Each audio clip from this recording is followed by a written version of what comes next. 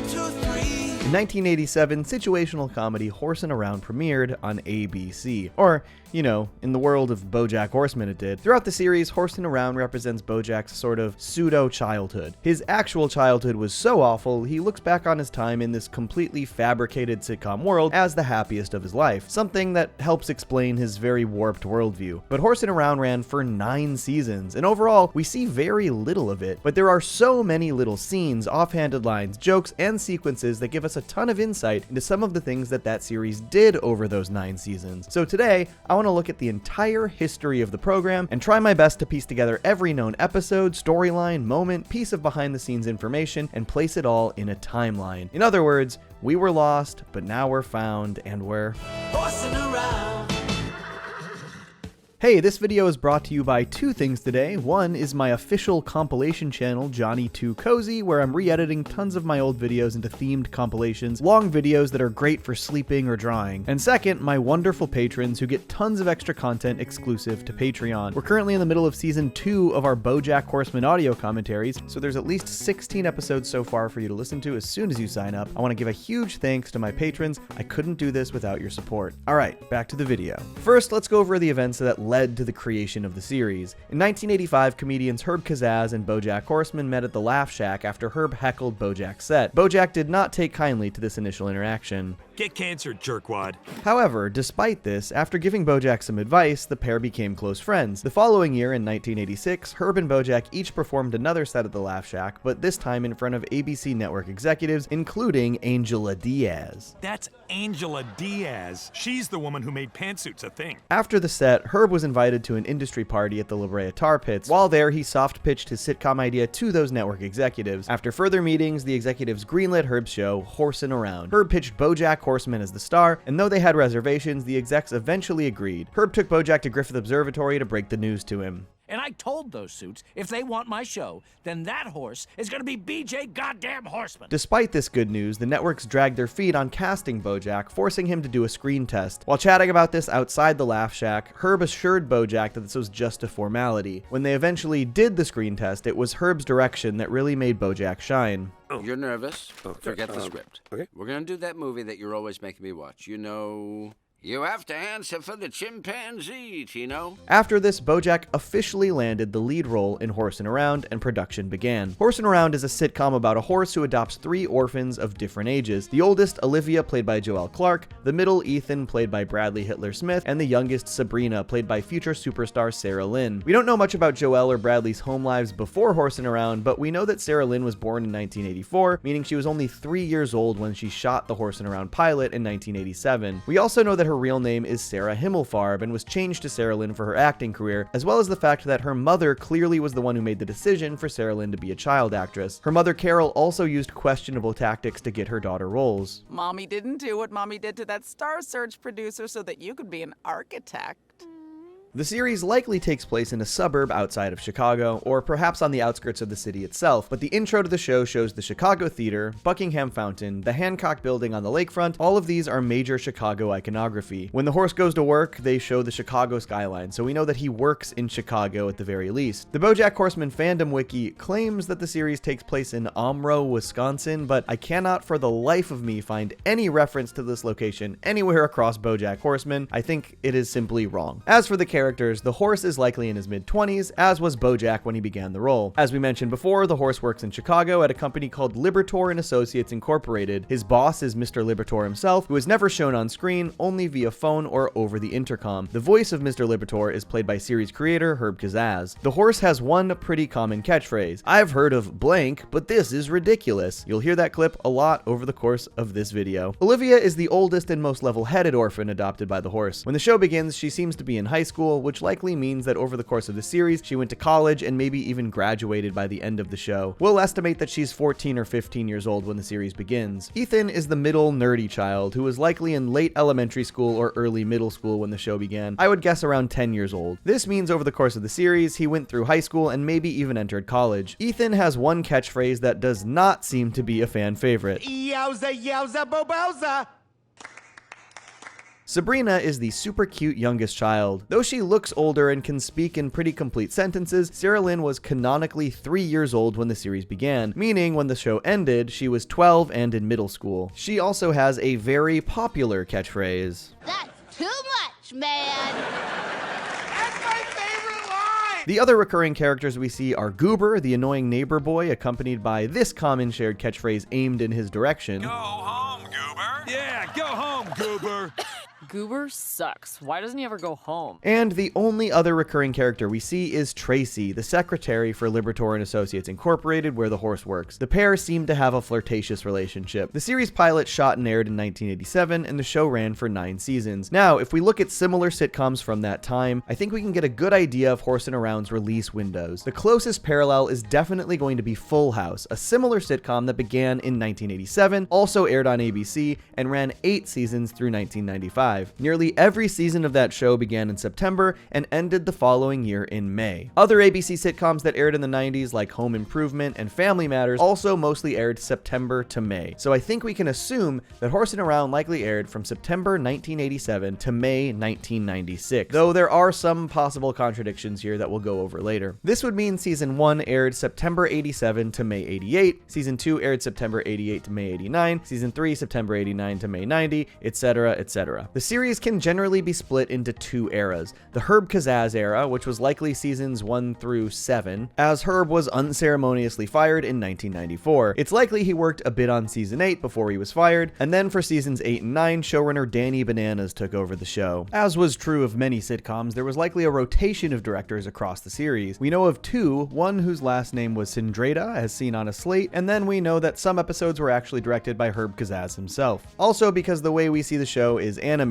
we often have to primarily judge when some of these episodes take place based on the character models. There are really only 2 character models per character for the Horsin Around kids across the series, the younger models and the older models, as well as the 2 character models for Herb Kazaz when he's seen on set. The latest episode with the young models we have a firm filming date for is 1993, so I'm going to say that the younger models ran from seasons 1 to 6, and the older models were for the last 3 seasons, 7, 8, and 9. This will help us build out a timeline and place some of these episodes within that timeline. So let's start looking at some of the stories chronologically. We don't know a ton about the pilot, but we do know that it revolves around Sarah Lynn breaking the horse's expensive bachelor vase, which makes sense as a story for the pilot, symbolically breaking the horse's previous bachelor lifestyle as he adopts the trio of kids, and the horse forgiving them, of course. I've learned that when you're in a loving family, there's nothing wrong with a little horsing around. After completing the pilot, Herb gave a little speech to the small cast, insisting that no matter how successful the show gets, that they should all stick together. We also see this joke that could have really fit into any episode, but feels like a season 1 gag. Oh, hey. Where? I love hay. Season 1 also likely contained this episode about BoJack's birthday, of which we see a few scenes out of order. First, I think this is likely the cold open. What happened to my birthday cake? Goober. Next, we see the climax, where Sabrina tries to make BoJack spaghetti for his birthday, but makes too much and it explodes throughout the entire kitchen. I've heard of past a point of no return, but this is ridiculous. And finally, the wrap-up scene between the two. Sabrina is worried that the horse wouldn't love her if he knew that she made a big mess, rounding out the episode with one of those ah moments. We're a family now, no matter what, and I will always be there for you. I think we can pretty definitively say this is a season 1 episode, considering in this final speech, the horse says we're a family now, implying that this is a more recent development. And of course, the show has to go out on a laugh. I gotta eat all that? That's too much, man. This is one of the most complete stories we know of in the history of Horsin Around, only eclipsed by the next episode, which is Sabrina's Christmas Wish, the season 1 Christmas special, which can be basically seen in its entirety in the BoJack Christmas special on Netflix, which is listed separately from the series, so if this is the first you're hearing of it, go check it out, it's fun. Sabrina's Christmas Wish has a pretty straightforward premise. It's the first Christmas the kids have spent with the horse, and all 3 kids have actually never had a Christmas before. The A story revolves around, as the title suggests, Sabrina's Christmas Wish. But since she has never had a Christmas and doesn't understand Santa, she wishes for something unrealistic. Santa, I want my mommy and daddy to come back. The episode also has 2 tangential B and C stories. Joelle is trying to convince the horse to get her an expensive leather jacket for Christmas. Well, I've heard of a one-jacket mind, but this is ridiculous. And the more important side story that intertwines with the A-plot, BoJack's boss, Mr. Libertor, wants him to work on Christmas in order to make partner. If you want to be made partner, you'll have to show some initiative. This all culminates in a very sweet scene at the end. After Sabrina is upset that Santa didn't bring her parents back, the horse tells her the truth about Santa Claus, and then gives her a set of pencils with her name on it, relating to a story she told about having to share her pencils at the orphanage. Maybe it's just because I never had a Christmas before, but this is the best Christmas I've ever had. Me too. And this, of course, makes the horse realize that in his new life, he has to be willing to sacrifice his time at work for his loved ones. He tells Mr. Libertor he won't come in on Christmas, which of course secures him the partnership. It's a pretty nice, albeit slightly subversive Christmas special, and BoJack does confirm that there was a Christmas special every single season following this, meaning there are 8 more Christmas specials, the details of which are unknown to us. Alright, on to season 2. This is the only episode where we know the exact episode number and title. Season 2, episode 12, I'm ready for my close-up, Mr. Dementia. This old man followed me home from the park. Can I keep him? The horse objects until Ethan mentions that the old man's daughter is a bikini model, suggesting that though the show is family-focused with BoJack and the kids, much of the horse's motivation revolves around the fact that he is a single guy. This was an episode that BoJack showed to his mother Beatrice on DVD while she was in a nursing home, and shortly after, they watched another episode, so I think we can assume that this other episode was also a season 2 story, where the horse accidentally walks in on Olivia while she's naked. And since you saw me naked, that means I get to see you naked. Something tells me I'm gonna regret this. There's also an episode where Olivia is teaching BoJack some of the modern slang that he isn't familiar with. So let me get this straight. Bad means good? Maybe you should leave the teen dog to me. Jeezy kableezy. We know that Beatrice came to see this taping of the show, and there's a scene where BoJack talks to Herb about this, and it confirms that it takes place in 1988, which likely means that this was being taped for season 2. And lastly, there's an episode where Olivia goes to prom, though the horse has an issue with her dress. You don't think it's cute? Nay way, Jose. This maybe could have been in season 1, but prom is generally for juniors and seniors in high school, so I think it's more likely that Olivia was a tiny bit older when this story took place. Behind the scenes, around this same time, BoJack actually began hooking up with Bradley Hitler Smith's mother. Bradley expressed his discomfort with this to Herb, and eventually his parents actually got a divorce, separating the Hitlers from the Smiths, presumably. Okay, on to season 3, which is a fascinating season to break down because we only know one major thing about this season. In season 3 of Horsin Around, the horse got elected president and we shot on location. That location they shot on being the Nixon Library Oval Office in Yorba Linda. Furthermore, BoJack seems to imply that this was the case for many episodes, as he says it was just for season 3. They called my airplane Air Horse 1, and the vice president was a hip-hop zebra named Zebro. Come on. However, I think we can assume that this happened later in season 3 because of another episode. We are presuming that season 3 aired from fall 1989 to May 1990. And there is one episode that we have a firm filming date as seen on the slate, July 12th, 1989, which almost certainly means this was an episode being shot to air in season 3. Therefore, this episode must have aired before the horse was elected president. In this episode, international supermodel Cindy Crawfish's private jet crash lands in the horse's backyard, and the pair of them strike up a romance. However, Sabrina runs away when she realizes that Cindy Crawfish isn't going to be her new mommy. Holy sheet! I've heard of being at the end of my rope, but this is ridiculous. So I think we can assume that this episode aired earlier in season 3, and then later in the season, the horse was elected president, where they largely shot on the Oval Office set in Yorba Linda. However, for season 4, the horse wakes up, realizing that it was all a dream, he was never president, which does make sense since the seasons did not air during election years. Also airing in season 4 is a bit of a confusing episode timeline-wise. The episode where Sabrina is afraid to go to her first day of kindergarten. There's a few reasons this is confusing. The way this episode is presented in season 1 of BoJack, along with some of the references, make it seem like this would be a season 1 episode for Horsin Around, especially this reference. Didn't you already eat your pancakes? As Oliver North would say, I do not recall. Oliver North famously said, "I do not recall" many times in the hearings for the Iran-Contra affair, a Reagan-era scandal, with the hearings taking place in 1987. This would make this a very topical joke in 1987. However, the BoJack Horseman episode in which this takes place jumps ahead 12 years after this scene to show Sarah Lynn at 18 years old, and then jumps ahead another 12 years to when she's 30 years old, canonically taking place in 2014. This would firmly place the initial scene in question 24 years prior in 1990. This makes much more sense with Sarah Lynn's age, being 6 years old, much closer to kindergarten age than when she was 3 in season 1, and also likely places the episode in season 4, despite the 1987 Oliver North reference. We actually see a couple scenes from this episode. First, Sabrina hiding because she doesn't want to go to school. Olivia told me sometimes at school they have pop quizzes. I don't want a pop! And then, interestingly, we actually saw another scene of this episode in the pilot of BoJack, 2 episodes prior to when we saw these scenes. Sabrina is still scared and asks the horse if she can stay home with him. But you're a big girl now, and you have to be brave. Okay, Daddy. Wait, did you just call me Daddy?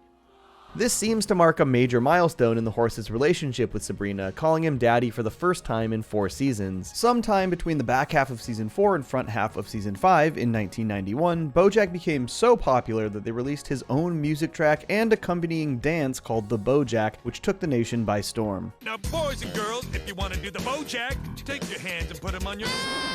This sucks! I wasn't able to place any episodes specifically into season 5, but this seems like a good place to mention a few episode premises that I couldn't find exact placements for, but likely took place earlier in the run. BoJack mentions this episode when hooking up with a Manatee Fair rider. Remember that episode of Horsin Around where Sabrina wanted to be a mermaid? What? I don't want to think about that show. Todd reminisces with BoJack about a couple of important episodes when they watched Sabrina's Christmas Witch. The first, a Sabrina-focused episode that made important cultural strides. The episode where Sabrina had a black friend really started the conversation about racism. And the other was an Ethan-focused episode leaning into his nerdier side. And the episode where Ethan looked directly at a solar eclipse really started the conversation about not looking directly at a solar eclipse. We see a short clip of an early episode where Sarah Lynn gets her hand caught in a gumball machine at the mall. Oh, that's too much, man! Diane mentions this Olivia-focused episode that feels like would have taken place early since she was still in high school. We're at the one where Olivia does the school project where she pretends an egg is a baby. Spoiler alert, Ethan needs to make an omelet. Sarah Lynn mentions a Halloween episode to BoJack that I think likely took place somewhere around the middle of the series. What about the one where the writers made Joelle dress up like a pumpkin and the whole episode was fat jokes and then Joelle got an eating disorder? This is also a pretty brutal insight into how child stardom negatively impacted these kids. Joelle apparently had to go to a clinic and missed 5 episodes during that period. BoJack also mentions an episode called Goober Goes Home, obviously playing on the oft-repeated catchphrase, "Go home, Goober." But that was because we were on a softball team together and the home was home plate. And lastly, BoJack describes another episode in season 3's That's Too Much Man. This is just like the episode of Horsin Around when Olivia went to the frat party. But Penny doesn't have a kind angel played by Jose Canseco to help her get out of this jam. This is a tough one to place. It could imply this is while Olivia is at college, which would place it later in the run, but it also could imply she was still in high school since she shouldn't have been at the frat party. Also, Jose Canseco was at the height of his baseball fame in the late 80s and early 90s, which would make this more of a season 3 through 6 episode, but he also didn't start guest starring on sitcoms until the mid to late 90s,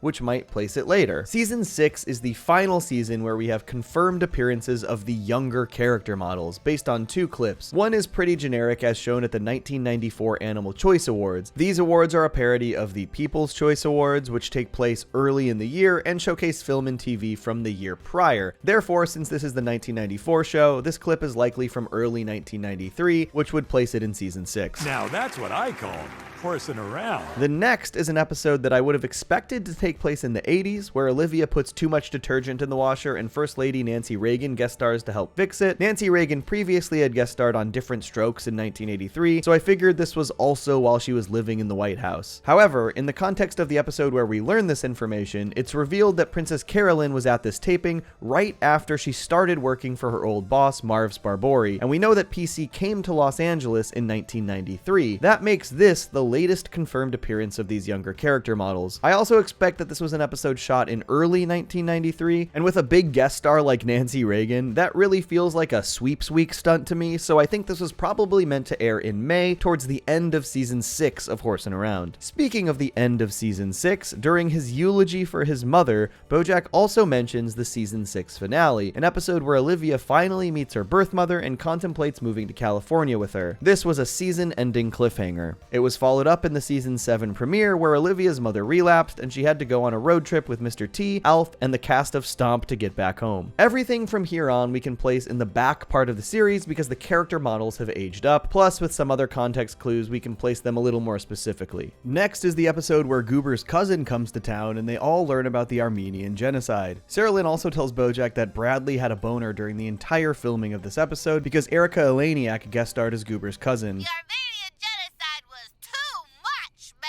I think this makes the most sense to fit into season 7 because A, the characters all have their older models, and B, Erica Eleniak would have been fresh off of her stint on Baywatch, so this time frame lines up pretty well. We also know that towards the end of season 7, Angela Diaz forced BoJack to perform the BoJack dance at the 1994 upfronts. Next we have season 8, which is probably the most important in the show's history behind the scenes. It's very likely that show creator Herb Kazaz began work on season 8 before Scandal rocked the series. During this first half of the season, BoJack insisted that the writers write a rap for him. This was likely due to the rise in popularity of shows like Fresh Prince of Bel-Air. And then it goes, I like healthy gums in a major way. We also know that in season 8, episode 4, the series introduced the horse's identical cousin, presumably also played by BoJack. It was clear by this point that Herb and BoJack weren't as close, and BoJack was a bit of a diva on set, often complaining about the scripts. But I'm not doing it for Herb.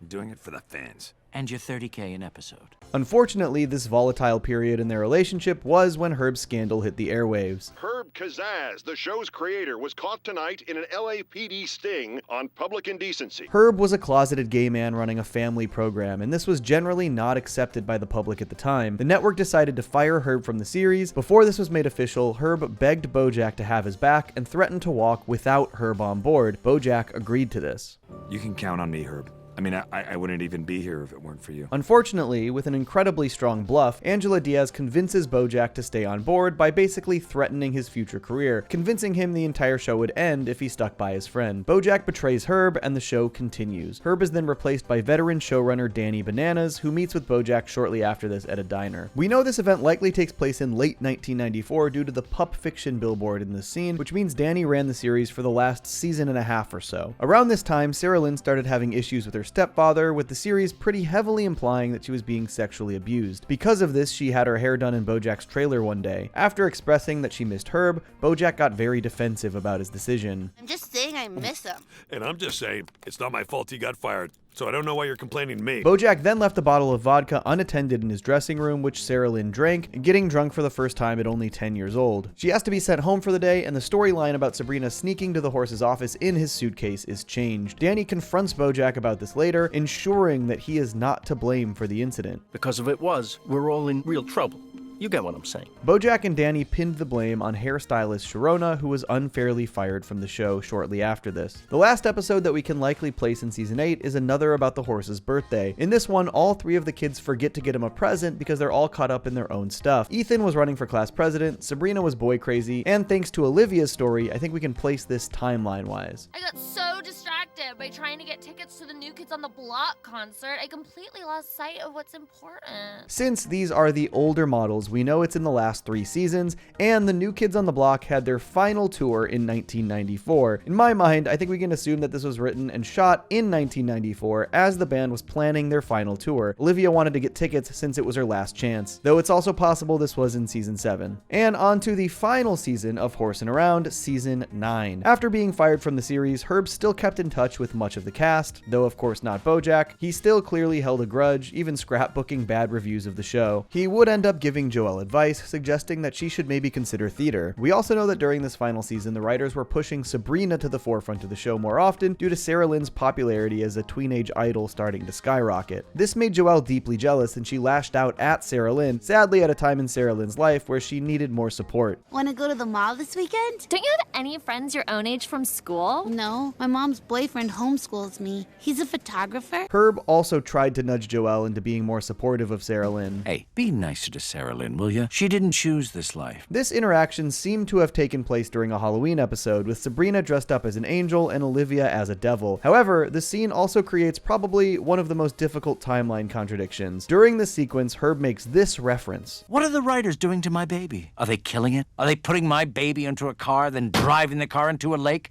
Topical! I still got it! This is in reference to Susan Leigh Smith, who did this very thing to her 2 children in 1994. The trial began in July 1995, which is when it would be most topical in the news cycle, which lines up perfectly with this timeline, setting this shoot in summer 1995, a season 9 episode that would air on Halloween later that year. However, the newspaper Sarah Lynn is reading says Lakers signed Shaquille O'Neal. Shaq was signed to the Lakers in July of 1996, not 1995. However, if this was 1996, Horsin Around would have already finished filming and airing already. So the takeaway here is that Shaq signed with the Lakers 1 year earlier in the BoJack universe. Speaking of big sensational trials, season 9 also featured an episode with major allusions to probably the most infamous sensational trial in American history, the O.J. Simpson case. This episode has a lot going on. Sabrina and the horse seemingly go to a concert where the horse gets on stage and does a very bad guitar solo. You completely humiliated me in front of Sean enough. This deeply upsets Sabrina. She calls the horse a terrible father, and then O.J. Simpson lawyer and DNA expert Barry Scheck's car breaks down in front of their house. Sabrina wants to know if she can find her real family using DNA. Was Simpson DNA found at the scene of the murder of Nicole Brown?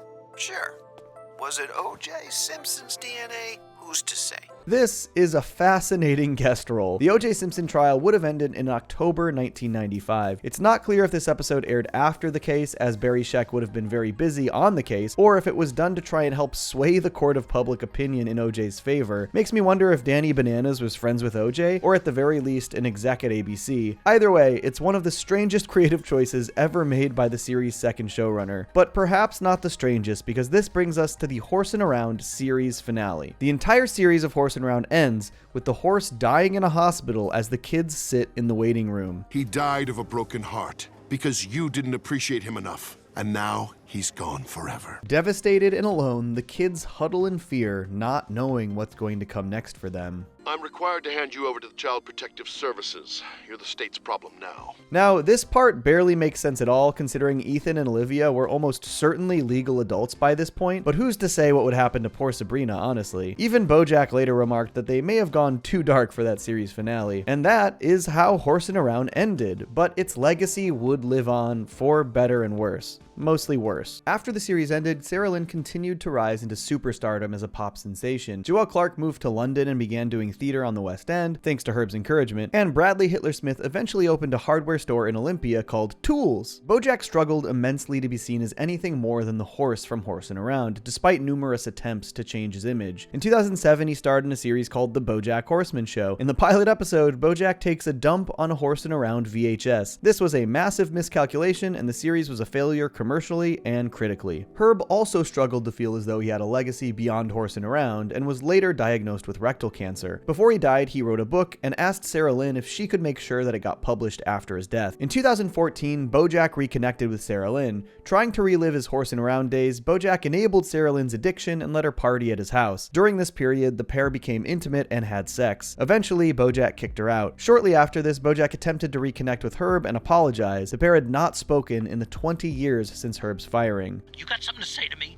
You come out to Malibu and say it to my face. BoJack visited Herb in Malibu, and the pair generally had a nice time. Before he left, BoJack attempted to properly apologize to Herb, an apology that Herb did not accept. What I needed then was a friend. And you abandoned me. And I will never forgive you for that. On the way out of the house, BoJack and Herb physically fought over the telescope from the observatory. This event was recounted in BoJack's eventual book, One Trick Pony. Herb ended up dying in 2015. At his funeral, the cast of Horsin Around reunited for the first time in years. The gang ended up on a treasure hunt across Los Angeles, attempting to find Herb's gold, which turned out to be the book that he had written. The book was actually stolen by Herb's friend Henry Winkler, who wanted to prevent it from being released to protect Herb's legacy, because the book was very bad. This was the last time the entire cast of Horsin Around would all be together in the same place. In late 2015, Bradley Hitler Smith began contacting his castmates about a potential sequel series to Horsin Around called Ethan Around. This time, Ethan adopts 3 young horses. He contacted Sarah Lynn and presumably Joelle Clark about the show, but not BoJack. I would love for you to be part of it, but the horse died in the series finale. So, we could write around that. BoJack strung Bradley along about joining the series before breaking things off. Shortly after this, BoJack and Sarah Lynn went on a months-long bender, drinking drinking, doing drugs, and driving back and forth across the country. At the end of the bender, they ended up at the Griffith Observatory, where Sarah Lynn passed out from a heroin overdose. Rather than immediately call for help, BoJack called his own phone from Sarah Lynn's phone and then waited 17 minutes to contact emergency services to make it seem like he wasn't with Sarah Lynn when she overdosed. He drove to the hospital, where Sarah Lynn was pronounced dead at 31 years old. After the funeral, BoJack decided he did want to help Bradley make Ethan around, and later in 2016, they went into production on the pilot. They somehow wrote around the horse's death at the end of the first series, and while rehearsing, BoJack actually helped punch up Ethan's script and planned out some of the comedic beats for the upcoming episode. Let's try it. Well, that went well. Oh my God, chill. While filming the pilot of Ethan Around, BoJack asked Chloe, an actress who played one of the young horses, what she wanted to be when she grows up. What do you mean? I want to be like you. Like me? I want to be famous. Oh no. This response sent BoJack into an existential spiral, fearing he'd create another Sarah Lynn situation, and he fled the set. It remains unclear if the pilot for Ethan Around was ever completed in any form. Not long after this, a mini-series about the events of Sarah Lynn's death was produced called American Dead Girl: The Sarah Lynn Story. Paul Giamatti starred as BoJack. We were lost, now we're found, and we're... Oh, God.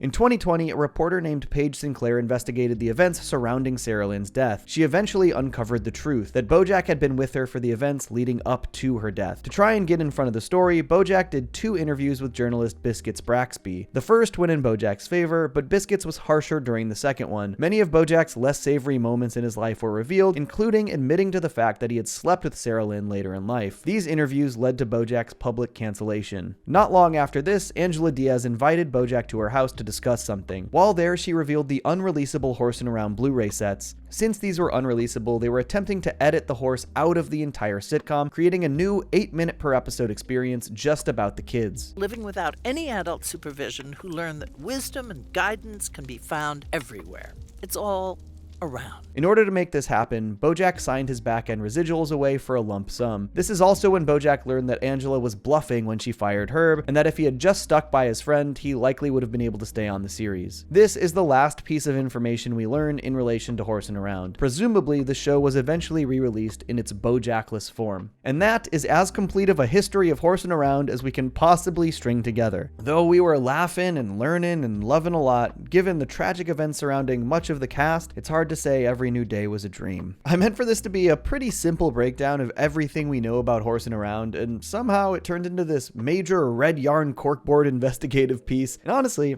I wouldn't have it any other way. I hope you enjoyed it. Peace. I stay mellow watching Johnny Two Cellos. He talks cartoons, he's a really cool fellow. He keeps you posted on adult cartoons. If that's what you're into, then grab a spoon and a very big bowl of your favorite cereal. Feels like Saturday morning cartoon material. Johnny Two Cellos, watch him on YouTube. Now enjoy this groove and bust a move.